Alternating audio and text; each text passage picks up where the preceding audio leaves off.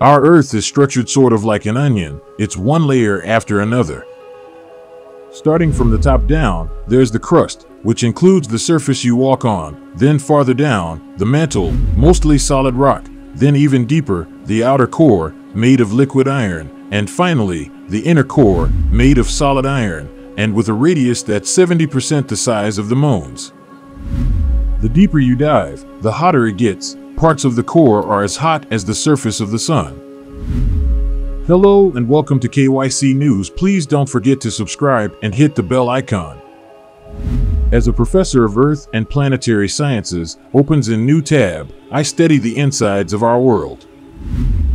Just as a doctor can use a technique called sonography to make pictures of the structures inside your body with ultrasound waves, scientists use a similar technique to image the Earth's internal structures.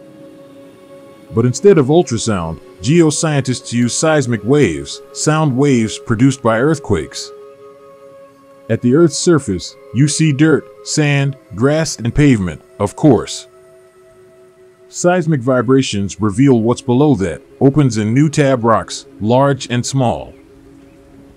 This is all part of the crust, which may go down as far as 20 miles, 30 kilometers. It floats on top of the layer called the mantle. The upper part of the mantle typically moves together with the crust. Together, they are called the lithosphere, opens in new tab, which is about 60 miles, 100 kilometers, thick on average, although it can be thicker at some locations. The lithosphere is divided into several large blocks called plates, opens in new tab. For example, the Pacific Plate is beneath the whole Pacific Ocean, and the North American Plate covers most of North America. Plates are kind of like puzzle pieces that fit roughly together and cover the surface of the Earth. The plates are not static, instead, they move. Sometimes it's the tiniest fraction of inches over a period of years. Other times, there's more movement, and it's more sudden. This sort of movement is what triggers earthquakes and volcanic eruptions. What's more, plate movement is a critical, and probably essential, factor driving the evolution of life on Earth, because the moving plates change the environment and force life to adapt to new conditions. Plate motion requires a hot mantle.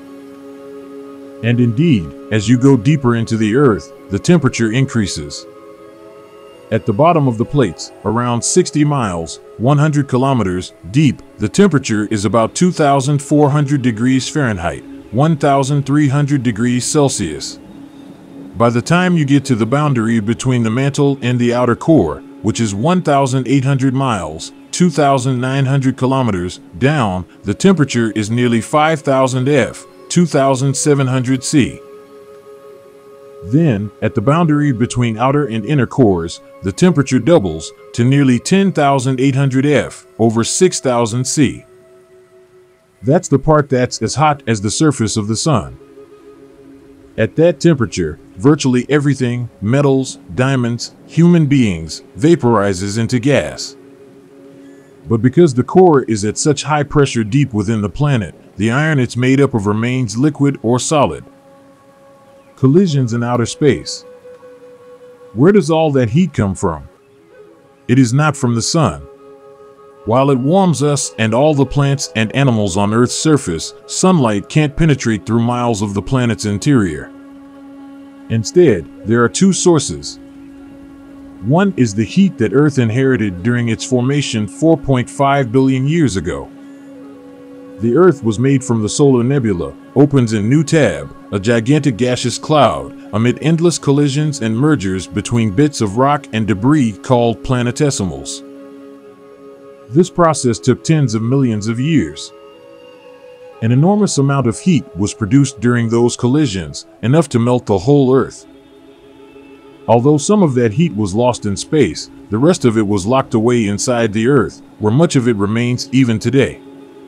The other heat source, the decay of radioactive isotopes, distributed everywhere in the Earth. To understand this, first imagine an element as a family with isotopes as its members, opens in new tab. Every atom of a given element has the same number of protons, but different isotope cousins have varying numbers of neutrons. Radioactive isotopes, opens in new tab, are not stable. They release a steady stream of energy that converts to heat. Potassium-40, thorium-232, uranium-235, and uranium-238 are 4 of the radioactive isotopes keeping Earth's interior hot. Some of those names may sound familiar to you. Uranium-235, for example, is used as a fuel in nuclear power plants. Earth is in no danger of running out of these sources of heat, although most of the original uranium-235 and potassium-40 are gone. There's enough thorium-232 and uranium-238 to last for billions more years. Along with the hot core and mantle, these energy-releasing isotopes provide the heat to drive the motion of the plates. No heat, no plate movement, no life. Even now, the moving plates keep changing the surface of the Earth, constantly making new lands and new oceans over millions and billions of years, opens in new tab. The plates also affect the atmosphere over similarly lengthy timescales. But without the Earth's internal heat, the plates would not have been moving. The Earth would have cooled down. Our world would likely have been uninhabitable. You wouldn't be here.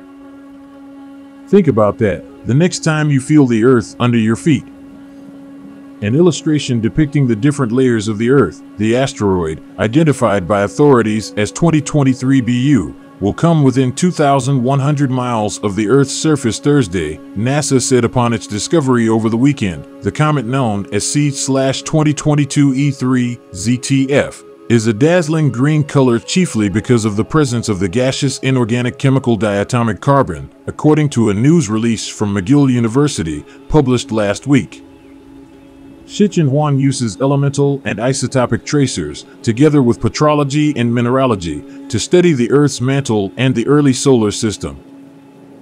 To understand the basics of the greenhouse effect and why it is so important for the Earth, there are only a few things you need to know, some of which are already probably familiar.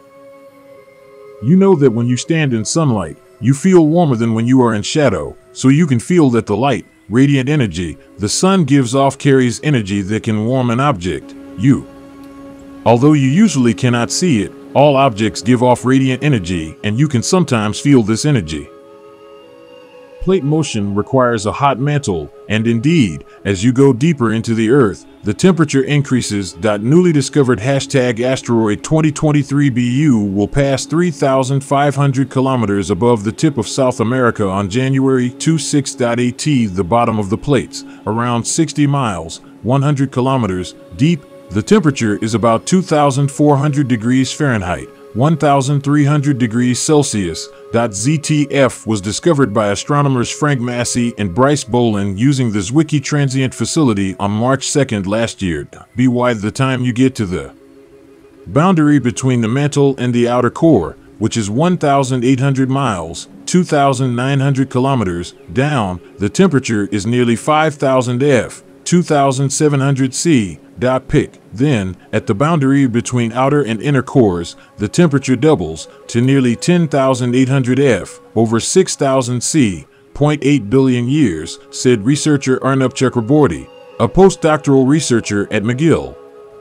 If it stays on course, NASA expects this to be the 4th closest approach to the planet, the report noted. As well as the stunning green color, the comet has a yellow dust tail and faint ion tail. At that temperature, virtually everything, metals, diamonds, human beings, vaporizes into gas, but because the core is at such high pressure deep within the planet, the iron it's made up of remains liquid or solid. 4x27. An illustration depicting the layers of Earth's internal structure.com and setting the default as your home city. 2023 BU will soar past the planet at 33,000 miles per hour, and experts said there is little to no chance that it will strike the Earth. A galaxy emits different kinds of radio signals. Collisions in outer space, where does all that heat come from? It is not from the sun. While it warms us and all the plants and animals on Earth's surface, sunlight can't penetrate through miles of the planet's interior. Instead, there are two sources. Point one is the heat that Earth inherited during its formation 4.5 billion years ago. Hydrogen gas provides the basic fuel for star formation in a galaxy, the researchers write in the study.